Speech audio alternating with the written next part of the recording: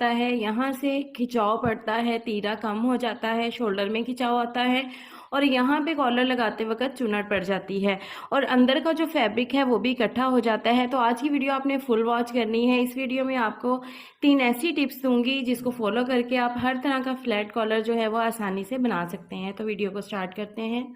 आज की वीडियो में आपको 2 तरीके सिखाए जाएंगे। एक तो हम बहुत ही आसानी से बूट पाइपिंग करना सीखेंगे, दूसरा हम फ्लैट कॉलर लगाना सीख जाएंगे और वीडियो के लास्ट में आपको बहुत ही अहम टिप्स बताई जाएंगी जिनको फॉलो करके आप हर तरह का फ्लैट कॉलर आसानी से लगा सकते हैं। फ्लैट कॉलर के लिए हाले की कटिंग करेंगे। तो यहाँ पर देखें मैंने 3.25 इंच जो है वो खुलाई ली है और नीचे की तरफ मैं 3.5 इंच पर मार्किंग करूँगी। अब आपने इन दोनों निशानों को स्केल के साथ बिल्कुल सीधा कर देना है, बिल्कुल इस तरह से। और जब आपने इसको राउंड शेप देनी है तो इस चीज़ का ध्यान रखना है कि आपने बिल्कुल गोलाई में नहीं लेके जाना, इससे आपका कॉलर कभी भी ठीक नहीं बैठेगा। आपने हमेशा यहाँ से तिरछे रुख तकरीबन 1.5 से 1.25 इंच का गैप लाजमी डालना है। यहाँ से देखिए मैं 1.25 इंच पर तिरछा निशान लगाऊंगी। तो इस तरह से हमने इसको इस निशान के साथ मिला देना है। आपने इस तरह की शेप लेके आनी है, बिल्कुल राउंड वाली शेप नहीं लेके आनी। अब बैक वाले नेक से मैं यहाँ पे देखें 1/2 इंच पे निशान लगाऊंगी और इस निशान को भी हमने इस तरह से बिल्कुल स्ट्रेट लेके जाना है और यहाँ से इस कोने के साथ इस तरह से मिला देना है। अब हम इन दोनों पीसेस को कट कर लेंगे। ये जो दोनों पीसेस हमारे निकले हैं इनको आपने बिल्कुल भी वेस्ट नहीं करना, इनको संभाल के रखना है। कॉलर की कटिंग के लिए यही पीस हमारी हेल्प करेंगे। अब सबसे पहले हमने स्लिट बनानी है। तो स्लिट में आपको इतनी आसान तरीके से बनानी बताऊंगी कि आप खुद हैरान हो जाएंगे। यहाँ पे देखें मैंने बुकरम का पीस लिया है, 1.5 इंच से 1 सूत ज़्यादा है, तो आप 1.5 इंच भी ले सकते हैं। यहाँ पे देखें दरमियान में जहाँ पे हमारे नेक की क्रीज बनी हुई है ना, इसको हमने बिल्कुल इसके दरमियान में जो है वो लगा देना है। तो लेंथ इसकी जो है वो मैंने तकरीबन 14 इंचज़ के करीब है जो मैंने ली है। ये आप पे डिपेंड करता है कि आपने जो स्लिट उतारनी है वो कितनी लंबी उतारनी है। इसको पेस्ट करने के बाद इस तरह से आपने दरमियान कर लेना है इसका। ये देखें नेक को इस तरह से हम फोल्ड करेंगे। अब यहाँ देखिए आपने जितनी लंबी स्लिट रखनी है उस पर आपने निशान लगा लेना है। मैं यहाँ पे 12 इंचज़ पे ये देखें निशान लगाऊंगी। यहाँ देखें जी मैंने आधा इंच जो है वो अपनी बूट पाइपिंग करनी है, तो आधा इंच का जो मिड है मैं यहाँ पे रखूंगी और यहाँ पे हमने इस तरह से निशान लगा लेने हैं। ये देखिए यहाँ से 1/2 इंच पे मैंने निशान लगा लिया, ठीक है जी। अब यहाँ से हमने इस तरह से इसको तिरछा कर देना है, यहाँ से इतना लेना है, यहाँ तक इस तरह से कटिंग कर लेनी है। ये देख अब हमने इसको कर लेना है फोल्ड। जितना हमने कटिंग किया है उसके हिसाब से ही हमने अपने इस फैब्रिक को है फोल्ड करना और यहाँ तक हम बिल्कुल इक्वली फोल्ड कर देंगे। एक साइड मैंने कर ली है, सेम इसी तरीके से मैं दूसरी साइड भी फोल्ड कर लूँगी। ये मेरे पास एक फैब्रिक ग्लू है, मार्केट से आसानी से मिल जाती है। अगर आपके पास कोई भी फैब्रिक ग्लू हो आप उसको भी इसके अंदर लगा के इस तरह से इसको अच्छे से प्रेस कर लें, फिर ये सारा फैब्रिक आपका बहुत अच्छे से होल्ड हो जाएगा। अब यहाँ से ये देखें जी हमारा ये देखें 1/2 इंच का जो है हमारा गैप पड़ गया। इसमें हमने करनी है अपनी बूट पाइपिंग। तो उसके लिए ये देखें मैंने इसके साथ शॉकिंग कलर मैच किया है, आप अपने अकॉर्डिंग देखिएगा। यहाँ पे इसके बैक पे देखें ये मैंने 2 पट्टियाँ रेडी की हैं और पीछे मैंने इनके बुकरम अटैच करके इनको इस तरह से कर लिया है। एक साइड से फोल्ड, एक साइड मैंने ज़्यादा फोल्ड की है। ये देखें यहाँ से मैंने तकरीबन ये देखें कोई 1.25 इंच का फैब्रिक अंदर की तरफ फोल्ड कर लिया है और यहाँ से मैंने ज़्यादा छोड़ा है। ये बैक साइड से आप देख लें, इस तरह ही आपने करना है। दोनों पट्टियाँ मैंने जो है वो रेडी कर ली हैं इसी सेम मेथड के साथ, ठीक है जी। तो यहाँ पे ये दोनों पट्टियों के बाद हमने ये पट्टी रेडी की है जो हमने इनके नीचे लगानी है। तो यहाँ पे देखें जी इस तरह से इसकी एक साइड मैंने बंद कर ली है, डबल फोल्ड करके पट्टी को रेडी करके, तो फिर हमने इसको कर लिया है सीधा। अब हमने करनी है बूट पाइपिंग बहुत ही आसान तरीके के साथ। कोई भी अगर अनजान भी है ना तो वो भी बड़ी आसानी के साथ और नीटनेस के साथ कर लेगा। तो आपने हर स्टेप को फॉलो करना है, ठीक है जी। अब यहाँ पे ये देखें, आपने ये जो पट्टी हमने फोल्ड की है ना, इसको आपने इस वाली हिस्से के बराबर रखना है ऐसे। ठीक है, ये जो हमारा हिस्सा है ना, यहाँ वाला कोना, इसके हमने बराबर रखना है। और यहाँ से अब हमने देखना है कि हमने अपनी नेक की जो लेंथ है ना वो कितनी लेनी है। तो यहाँ पे देखें जी, हमने ऊपर सिलाई का मार्जिन छोड़ दिया और यहाँ पे मैं 7.5 इंच जो है वो इसकी लेंथ लूँगी। अब इन दोनों पट्टियों को इस तरह से बिल्कुल बराबर रखेंगे और यहाँ पे हम लगा देंगे निशान। यहाँ से आपने थोड़ा सा चौड़ाई में ही लेना है इसको और ऐसे सिलाई लगानी स्टार्ट कर देनी है बिल्कुल। और यहाँ पे हमने इसको अब इस तरह से रख लेना है। ये हमारी आएगी, ये वाली साइड बिल्कुल इसके दरमियान में।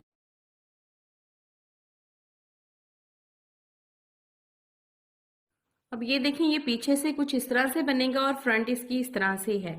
अब हमने ऐसे ही इसको उठाना है और यहाँ से हमने इसकी सिलाई जो है वो लगानी स्टार्ट कर देनी है। इस चीज़ को आपने बिल्कुल इस नेक के साथ ऐसे बराबर देखना है। अब यहाँ से हमने एक अपना 1/2 इंच जो है वो रखना है। तो 1/2 इंच का जो दरमियान है ना, हम यहाँ पे रख के निशान लगा लेंगे कि हमारी जो बूट पाइपिंग है वो कितनी बाहर को आएगी। ये इसका जो मिड है ना, आपने इसमें इसके दरमियान में ऐसे रख के तो नाप लेना है ऐसे बिल्कुल। अब यहाँ पे हम सिलाई लगाएंगे बिल्कुल।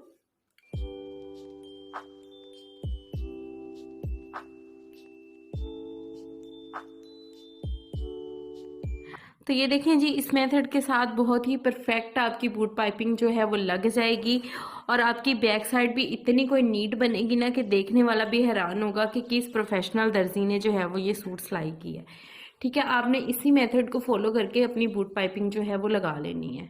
अब हम इस तरह से इसकी बैक साइड को फोल्ड करेंगे, इसीलिए हमने इस हिस्से को ज़्यादा बढ़ा के रखा था कि इसको हम फोल्ड करके तो इजीली तुरपाई करेंगे अपने कॉलर की कटिंग। तो कॉलर की कटिंग के लिए आपने बुकरम को हमेशा इस तरह से फोल्ड करना है। यहाँ से हमारी बुकरम देखें इक्वल है। अब हम सबसे पहले ये जो हमारे पास 2 कटिंग के पीस थे, हमारे बैक का और फ्रंट का पीस हम इस तरह से रखेंगे इस जगह पर ऐसे। और यहाँ पे हमने देखना है कि हमारी खुलाई जो है वो कितनी आ रही है। तो खुलाई वाले हिस्से पर हमने इस तरह से मार्किंग कर लेनी है। ठीक है, अब इसकी मार्किंग करने के बाद इस वाले पीस को हम इसी तरह से पकड़ेंगे और यहाँ पे बिल्कुल इसके साथ मिलाते हुए इस तरह से रख देंगे। अब इसके आगे हमने रखना है अपना ये वाला पीस। तो आपने इसको बिल्कुल इसके साथ इस तरह से अटैच करके फिर रखना है। ठीक है, इस तरह से। तो ये शेप हमारी आ गई। अब हमने यहाँ पर ये देखें, इस शेप के बिल्कुल बराबर जो है वो निशान लगा लेने हैं। से उठा देंगे तो ये देखें हमारी मार्किंग जो है वो हो गई है। लेकिन काम हमारा यहीं पे ख़त्म नहीं होता। अब हमने जितना मार्जिन अपनी सिलाई में देना है, 2 सूत तक का हम मार्जिन लाजमी देते हैं। ये देखें, तकरीबन इतना हमारा मार्जिन सिलाई में लाजमी होता है। तो आपने तकरीबन 2 सूत के करीब इसके गिर्द जो है वो इस तरह से निशान लगा लेना है।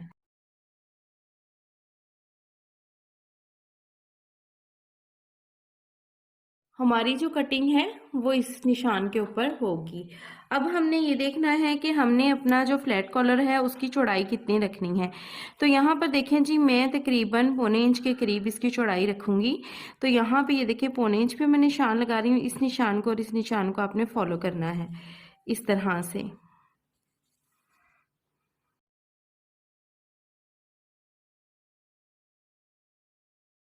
होगी हमारे बैंड की अंदर वाली साइड। तो अब हम इन दोनों पॉइंट्स के ऊपर अपनी कटिंग कर लेंगे। ये देखें जी, हमारा फ्लैट कॉलर कट चुका है। अब मैं इसको आपको फोल्ड करके भी दिखाती हूँ। तो इसकी शेप इस तरह से आएगी। तो ये मेरे पास डबल फैब्रिक है जिसके ऊपर मैं इसको पेस्ट करूँगी। अब हमने एक्स्ट्रा फैब्रिक की कटिंग करनी है। तो एक्स्ट्रा फैब्रिक जो है मैं 1/2 इंच छोड़ के इसको कटिंग कर लूँगी।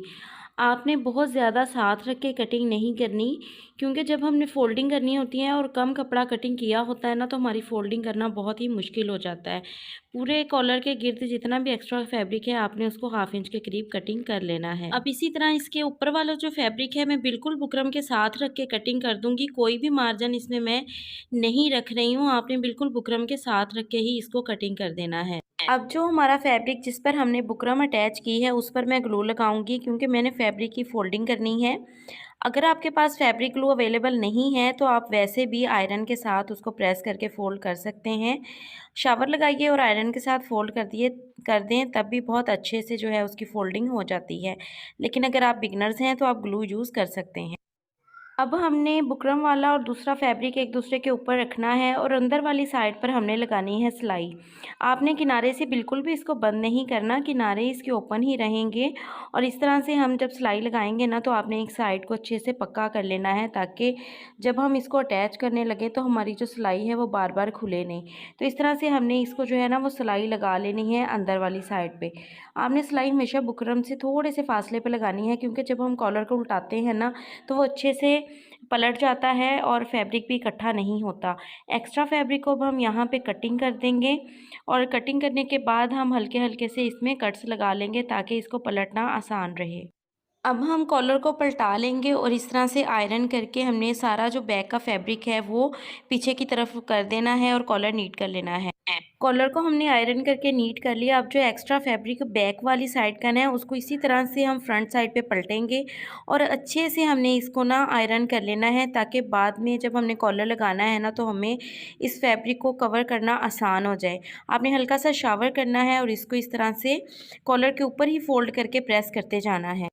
अब हम कॉलर को इस तरह से डबल फोल्ड करेंगे, दोनों हिस्सों को बराबर आपस में पकड़ के इसकी जो है ना वो मिड वाली साइड बनानी है कि इसका दरमियान कहाँ पे आ रहा है, और यहाँ पे हमने हल्का सा निशान लगा लेना है।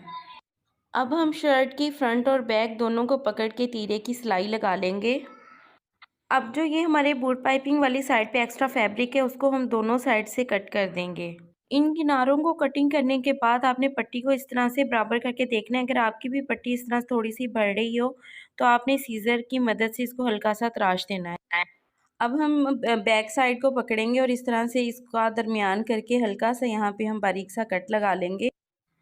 अब कॉलर का मीट भी और बैक साइड का मीट इस तरह से एक दूसरे के ऊपर इसको रखेंगे। कॉलर की आपने सीधी साइड ऊपर रखनी है। अब हम इस पे सिलाई लगाना स्टार्ट करेंगे। आपने कॉलर का फ्रंट साइड जो बुकरम वाला है वही ऊपर रखना है, और ये जो शोल्डर की सिलाई है ना इसको हमने इस तरह से बैक की तरफ पलटा देना है। बैक साइड पे इसको कर देंगे और आपने सिलाई में जो मार्जिन देना है ना वो 2 सूत से ज़्यादा नहीं देना। जितना हम इक्वल मार्जिन देंगे, और यहाँ से भी आपने दबाव बहुत ज़्यादा नहीं लेना। इससे फिर क्या होता है कि यहाँ कोने पे आके ना चुनट सी बन जाती है और हमारा कॉलर बिल्कुल भी अच्छा नहीं बैठता।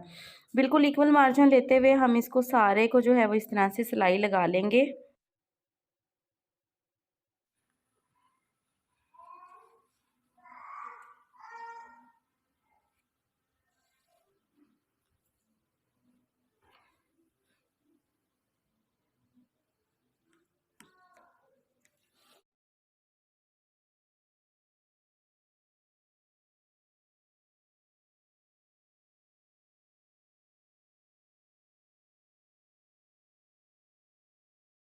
तो ये देखें जी, हमने यहाँ पे किनारे वाली सिलाई तो लगा ली हुई है। अब हमने क्या करना है, इस तरह से इस फैब्रिक को करना है पीछे की तरफ फोल्ड।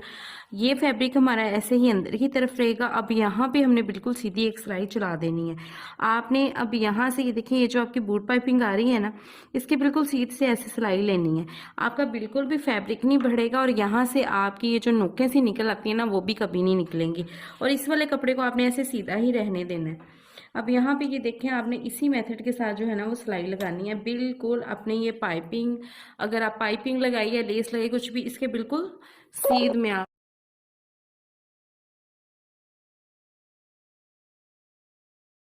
ये देखिए सिलाइयाँ हमने लगा ली हैं। अब हमने इसको इस तरह से फैब्रिक को पलट देना है। अब आप यहाँ से देखें कि हमारी ये चीज़ जो है वो कितनी परफेक्ट इस तरह से बिल्कुल इसके सीध में, और ये चीज़ भी आपकी बिल्कुल नहीं बढ़ेगी। तो दोनों तरफ से हमने इसको इस तरह से सीधा कर लेना है, और इसके कोने जो हैं वो अच्छी तरह से आप सीज़र की मदद से जो है वो यहाँ से बिल्कुल ऐसे निकाल लें। अब ये जो हमारा एक्स्ट्रा फैब्रिक है बैक साइड पे, ये ऑलरेडी हमने फोल्ड तो किया हुआ था। अब ऐसे इस कपड़े को हमने इस तरह से फोल्ड करना है, ये देखें, और इसको हमने बिल्कुल ये जो हमारी सिलाई लगी हुई है ना इसके साथ साथ तुरपाई कर लेना है। तो टिप नंबर 1 ये है कि जब भी आप अपने तीरे की कटिंग करें और आप नेक अगर कॉलर वाला बना रहे हैं तो आपने तीरे का साइज़ जो है वो 1 इंच इजाफी लेना है, क्योंकि जब हम राउंड में नेक बनाते हैं तो वो पहनने के बाद थोड़ा सा खुल जाता है और अपनी जगह एडजस्ट हो जाता है। लेकिन जब हम कॉलर वाला नेक पहनते हैं तो वो खुलता नहीं है, बल्कि एक ही जगह पर फिक्स हो जाता है, जिससे हमारे तीरे में खिंचाव आता है। तो आपने इस टिप को लाजमी फॉलो करना है। टिप नंबर 2 कि आपका अगर कॉलर पीछे की तरफ जाता है तो आपने फ्रंट से बैक हमेशा बढ़ा के लेनी है। यहाँ पे मैंने बैक को 1 इंच बढ़ा के दिया है।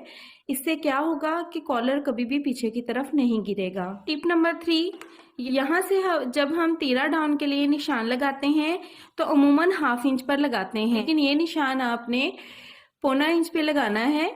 इससे क्या होगा कि जब हम बैक को इस तरह से अपने फ्रंट के ऊपर स्टिच करेंगे तो हमारे कॉलर पे यहाँ पर जो सिलवट आती है वो कभी भी नहीं आएगी। देखें जी, इसके ऊपर मैंने अपनी ये जो बूट पाइपिंग की थी इसके ऊपर मैंने छोटे वाले पर्ल लगा लिए हैं। ये टोटली ऑप्शन है, आपका दिल चाहे तो आप इसको लगा सकते हैं, लेकिन ये लगे हुए बहुत ही स्टाइलिश और एलिगेंट लुक देते हैं।